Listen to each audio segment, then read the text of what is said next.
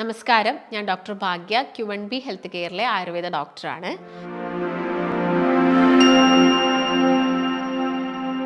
പലർക്കും വരുന്ന ഒരു ബുദ്ധിമുട്ടാണ് ഗ്യാസിൻ്റെ വേദന വരാറുണ്ട്. സെയിം ഇതുപോലെ തന്നെ വരുന്ന മറ്റൊരു വേദനയാണ് നമുക്ക് ഹാർട്ട് അറ്റാക്ക് വരുന്നതിന് മുൻപായിട്ട് കാണിക്കുന്ന ചില ലക്ഷണത്തിൻ്റെ ഭാഗമായിട്ട് വരുന്ന വേദന. പക്ഷേ ഗ്യാസിൻ്റെ വേദന എന്ന് പറയുന്നതും ഹാർട്ട് അറ്റാക്കിൻ്റെ വേദന എന്ന് പറയുന്നതും രണ്ടാണ്. അത് മനസ്സിലാവണമെങ്കിൽ ഈ അറ്റാക്ക് വന്ന ആളുകളോട് ചോദിക്കണം. അവർ പറഞ്ഞു തരും എങ്ങനെയാണ് ഈ ഒരു അറ്റാക്ക് വരുന്നതിന് മുൻപായിട്ട് വേദന ഉണ്ടാവുന്നത്. ശരിക്കും നമ്മുടെ നെഞ്ചിനെ വലിച്ചു മുറുക്കുന്ന രീതിയിലുള്ള വേദനയാണ് വരുന്നത്. പക്ഷെ ചില ആളുകളുടെ മൈൽഡായിട്ടും കാണിക്കാറുണ്ട്. ഈ മൈൽഡായിട്ട് കാണിക്കുന്ന ആളുകൾ പലപ്പോഴും തെറ്റിദ്ധരിക്കുന്ന ഒരു ഇതെന്ന് പറയുന്നത് അത് ഗ്യാസിൻ്റെ പ്രശ്നം കൊണ്ടായിരിക്കാം എന്ന് കരുതി അതത്ര നെഗ്ലക്റ്റ് ചെയ്തു വിടും. അപ്പം അതിൻ്റെ ഭാഗമായിട്ട് കുറച്ചുകൂടി കഴിയുമ്പോഴാണ് ഈ പ്രശ്നങ്ങൾ മെല്ലെ മെല്ലെ കൂടുന്നത്. അപ്പം ഇങ്ങനെയുള്ള ബുദ്ധിമുട്ടുകൾ ഒഴിവാക്കാൻ നിങ്ങൾ എന്ത് ചെയ്യണം?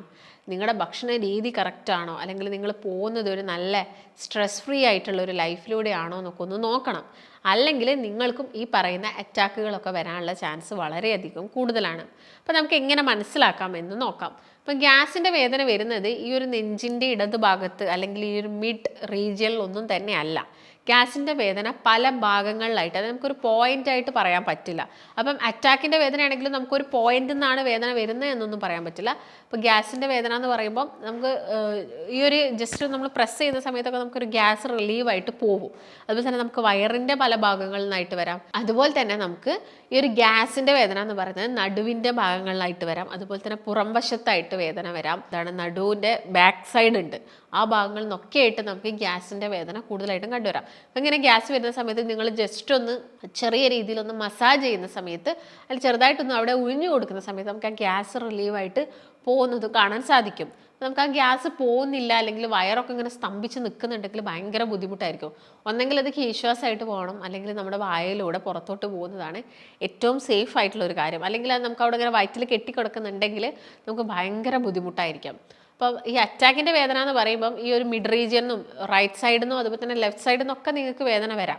ഈ വേദന എന്ന് പറയുന്നത് ഒരു റേഡിയേറ്റിംഗ് ടൈപ്പ് ആയിരിക്കും. അതിങ്ങനെ സ്പ്രെഡ് ആയിക്കൊണ്ടേയിരിക്കും. സ്പ്രെഡ് എന്നല്ല ഉദ്ദേശിക്കുന്നത്, അതിങ്ങനെ മൂവ് ആയിക്കൊണ്ടേയിരിക്കും. അതായത് നടുവിൽ നിന്ന് വേദന വന്നിട്ട് ഈ ഒരു സൈഡിലോട്ട്, ചെസ്റ്റിൻ്റെ ലെഫ്റ്റ് സൈഡിലോട്ട് പോയിട്ട് നിങ്ങളുടെ ഷോൾഡർ തോളിലോട്ട് പോയിട്ട് കൈകളിലോട്ട് സ്പ്രെഡ് ആവാം. അതുപോലെ തന്നെ അത് നിങ്ങളുടെ പുറകു വശത്തോട്ട് പോകാം ആ വേദന. അതുപോലെ തന്നെ താടിയലിൻ്റെ ഭാഗങ്ങളിലോട്ടൊക്കെ തന്നെ ആ ഒരു വേദന പോകാനുള്ള ചാൻസസ് ഉണ്ട്. ഒരു കേസ് നമ്മൾ കണ്ടത് പല്ലുവേദന, ജസ്റ്റ് പല്ലുവേദനയായിരുന്നു. അപ്പം അവർക്ക് ഇങ്ങനെ പല്ലുവേദന വന്ന സമയത്ത് വേറെ ബുദ്ധിമുട്ടുകളൊന്നുമില്ല, ജസ്റ്റ് ഒന്ന് എക്കോ ടെസ്റ്റ് ചെയ്ത സമയത്താണ് ഈ ഒരു ബുദ്ധിമുട്ട് കണ്ടത്. അതായത് ഈ ഒരു വേദന താടിയെല്ലിൻ്റെ പല്ലിൻ്റെ ഭാഗങ്ങളിലോട്ടൊക്കെ പോകാനുള്ള ചാൻസസ് ഉണ്ട്.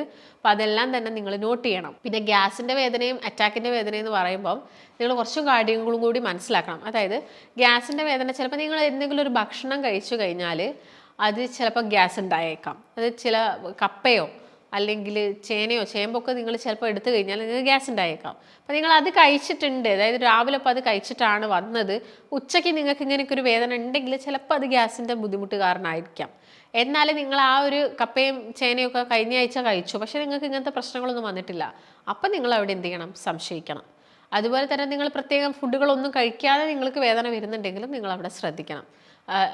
ചില ആളുകൾ ഫുഡ് സ്കിപ്പ് ചെയ്ത് കഴിഞ്ഞാൽ നിങ്ങൾക്ക് ഗ്യാസിൻ്റെ പ്രശ്നം വരാം. അപ്പോൾ അതിൻ്റെ ഭാഗമായിട്ട് നിങ്ങൾക്ക് വേദന വരാം. അപ്പോൾ സ്കിപ്പ് ചെയ്തിട്ടുണ്ടോ എന്ന് നോക്കുക. അല്ലാതെ നോർമലി കഴിക്കുന്ന ഭക്ഷണം കഴിച്ചിട്ട് വേദന വരുന്നുണ്ടെങ്കിൽ ആണ് നമ്മൾ കൂടുതലായിട്ട് എന്ത് ചെയ്യേണ്ടത്? ശ്രദ്ധിക്കേണ്ടത്. അപ്പം ഈ കാര്യങ്ങളൊക്കെയാണ് നിങ്ങൾ ഗ്യാസിൻ്റെ ബുദ്ധിമുട്ടുകളാണോ അല്ലെങ്കിൽ ഇത് അറ്റാക്ക് കാരണം വരുന്ന വേദനയാണോ എന്ന് മനസ്സിലാക്കാൻ നമ്മളെ സഹായിക്കുന്നത്. പിന്നെ ബ്ലോക്കുകളുടെ കേസ് എന്ന് പറയുമ്പോൾ നമുക്കറിയാം, നമ്മുടെ ഈ ഹാർട്ട് മസിൽസിൻ്റെ പേശികൾക്ക് വരുന്ന ഡാമേജ് ആണ് ഈ കാർഡിയാക് അറസ്റ്റ് എന്നൊക്കെ പറയുന്നത്. ഈ ഹാർട്ടിലോട്ട് രക്തം പമ്പ് ചെയ്യുന്നതും ആയിട്ടുള്ള ബ്ലഡ് വെസൽസ് ഉണ്ട്. ഈ ബ്ലഡ് വെസൽസിൽ ബ്ലോക്ക് ഫോർമേഷൻ വരിക, കൊളസ്ട്രോൾ ഒക്കെ കൂടി കഴിഞ്ഞ് കഴിഞ്ഞാൽ ബ്ലോക്ക് ഫോർമേഷൻ വന്നിട്ട് ഹൃദയ പേശികൾ ഡാമേജ് ആവുക, സെൽ ഡെത്ത് ഉണ്ടാവും. ഇങ്ങനെയാണ് കാർഡിയാക് അറസ്റ്റ് ഒരുപാട് ആളുകൾ കണ്ടുവരുന്നത്. അപ്പം അറ്റാക്ക് ഒക്കെ വന്നു കഴിഞ്ഞാൽ, അല്ലെങ്കിൽ ഇങ്ങനൊരു ബുദ്ധിമുട്ടോ എന്തെങ്കിലും പ്രശ്നങ്ങൾ വന്നു കഴിഞ്ഞാൽ നിങ്ങൾ വൈകിക്കാൻ പാടില്ല. പെട്ടെന്ന് തന്നെ ഹോസ്പിറ്റലിൽ എത്തിക്കുക. ആസ് സൂൺ ആസ് എത്ര പെട്ടെന്നാണോ നമുക്ക് ഹോസ്പിറ്റലിൽ എത്തിക്കാൻ കഴിയുന്നത് അത്രയും ആ ഒരാളുടെ ജീവൻ നമുക്ക് രക്ഷിക്കാൻ പറ്റും എന്നുള്ളതാണ്. അപ്പം ഈ കാര്യങ്ങൾ നിങ്ങൾ മനസ്സിൽ വെക്കുക. അതിന് കൂടെ തന്നെ നിങ്ങൾ ഒരുപാട് ഭക്ഷണങ്ങളും കൂടി ശ്രദ്ധിക്കേണ്ടതുണ്ട്. നമുക്കിപ്പോൾ അറ്റാക്ക് വന്നു അല്ലെങ്കിൽ ഇനി വരാൻ ചാൻസസ് ഉണ്ട്, ആ ഒരു ലൈഫ് സ്റ്റൈലിലൂടെയാണ് നിങ്ങൾ പോകുന്നതെങ്കിൽ നിങ്ങളുടെ ഭക്ഷണത്തിൽ നല്ല രീതിയിലുള്ള മോഡിഫിക്കേഷൻസ് വരുത്തണം. ഇന്ന് നമ്മൾ പലർക്കും തന്നെ ഈ ഫ്രൈഡ് ആയിട്ടുള്ള ഐറ്റംസ് കഴിക്കാതെ ചോറ് ഇറങ്ങില്ല.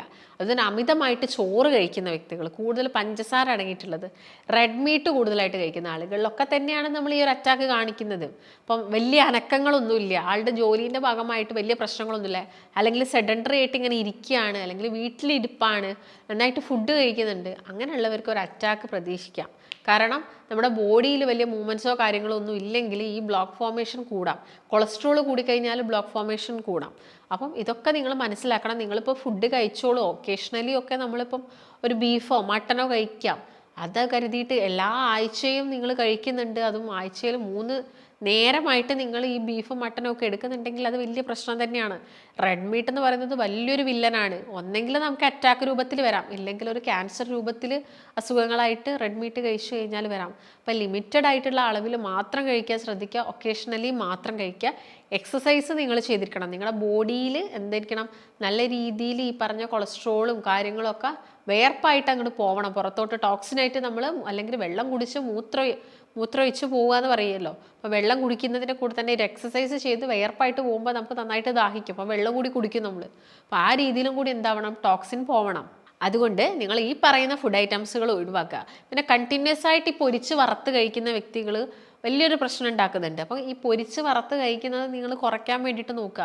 ഇപ്പം എല്ലാവരുടെയും, അല്ലെങ്കിൽ ഇപ്പോൾ ചെറുപ്പക്കാരാണെങ്കിലും ചായക്കടി കഴിക്കുന്നത് സ്ഥിരം അവർക്ക് വൈകുന്നേരത്തെ ഒരു കടി കഴിക്കണം എന്നുള്ളൊരു രീതിയിലോട്ടാണ് ഇപ്പം വരുന്നത്. അപ്പോൾ നിങ്ങൾ വീട്ടിൽ കുക്ക് ചെയ്ത് കഴിച്ചോ എന്ന് ഒരിക്കലും പറയാൻ പാടില്ല.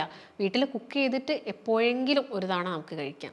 കണ്ടിന്യൂസ് ആയിട്ട് വീട്ടിൽ കുക്ക് ചെയ്ത് കഴിക്കുന്നതാണ് സേഫ് ആണെന്ന് കരുതിയിട്ട് എല്ലാ ദിവസവും നിങ്ങൾ വീട്ടിൽ ഇത് കുക്ക് ചെയ്ത് കഴിച്ചാൽ എന്ത് സംഭവിക്കും, പ്രശ്നമാണ്. അപ്പോൾ നിങ്ങൾ അതൊക്കെ ശ്രദ്ധിച്ചിട്ട് വേണം നല്ല ഒരു ഡയറ്റ് എടുക്കണം. ഇല്ലെങ്കിൽ നിങ്ങൾക്ക് അമിതവണ്ണം, കുടവയറ്, ഫാറ്റി ലിവർ, ഡയബറ്റീസ്, ഒരുപാട് അസുഖങ്ങൾ വന്നുകൊണ്ടേയിരിക്കും. പിന്നെ പോകുന്നൊരു സ്റ്റേജാണ് ഹാർട്ട് അറ്റാക്ക്, അടുത്തൊരു പ്രശ്നമാണ് ക്യാൻസർ എന്ന് പറയുന്നത്. ഇതൊക്കെ പ്രിവെൻറ്റ് ചെയ്യണമെങ്കിൽ നമ്മൾ ഭക്ഷണ രീതി ശ്രദ്ധിക്കുക തന്നെ വേണം. അപ്പോൾ നല്ലൊരു ഉഷാറുണ്ടാവണമെങ്കിലൊക്കെ തന്നെ നിങ്ങളൊരു എക്സസൈസ് ചെയ്യുന്നതാണ് ഏറ്റവും നല്ലത്. പിന്നെ നിങ്ങളുടെ മൈൻഡ് ഫ്രീ ആക്കണം. മൈൻഡ് ഫ്രീ ആക്കുക എന്ന് പറഞ്ഞാൽ ഒരുപാട് സ്ട്രെസ്സുകൾ കാര്യങ്ങളൊക്കെ കുറച്ചെടുക്കുക. നമുക്ക് കൂടുതൽ സ്ട്രെസ്സ് വരുന്നത് എന്ന് പറയുമ്പോൾ ഒന്ന് ചിലപ്പോൾ വർക്കിൻ്റെ ഭാഗമായിട്ട് വരും. അതുപോലെ തന്നെ പൈസ, നമുക്ക് കൂടുതൽ പൈസ വേണമെങ്കിൽ നമ്മൾ എന്തായിരിക്കും കൂടുതലായിട്ടും അതിൻ്റെ പുറകിൽ പോകും. പുറകെ പോയി കഴിയുമ്പോൾ നമുക്ക് സ്ട്രെസ്സ് തന്നെയാണ്. അപ്പം നമുക്ക് ജീവിക്കേണ്ട ആ ഒരു മാർഗം കണ്ടെത്തുക എന്നല്ലാതെ അമിതമായിട്ട് ഒന്നിൻ്റെ പുറകിലും പോവാതിരിക്കുക. ഒരു നല്ലൊരു ലൈഫ് കീപ്പ് ചെയ്ത് പോവുക. ഈ കാര്യങ്ങളൊക്കെ നിങ്ങൾ ശ്രദ്ധിക്കുക. ഇതൊക്കെ ശ്രദ്ധിച്ചാൽ മാത്രമേ നമുക്ക് അറ്റാക്ക് വരുന്നതൊക്കെ നമുക്ക് പ്രിവെൻറ്റ് ചെയ്യാൻ പറ്റുള്ളൂ. അപ്പോൾ നിങ്ങൾക്ക് എന്തെങ്കിലും ഡൗട്ടോ കാര്യങ്ങളൊക്കെ ഉണ്ടെങ്കിൽ താഴെ കാണുന്ന നമ്പറിൽ കോൺടാക്റ്റ് ചെയ്യാം. മറ്റൊരു നല്ല ഹെൽത്ത് ടോപ്പിക്കായിട്ട് വീണ്ടും കാണാം. നന്ദി.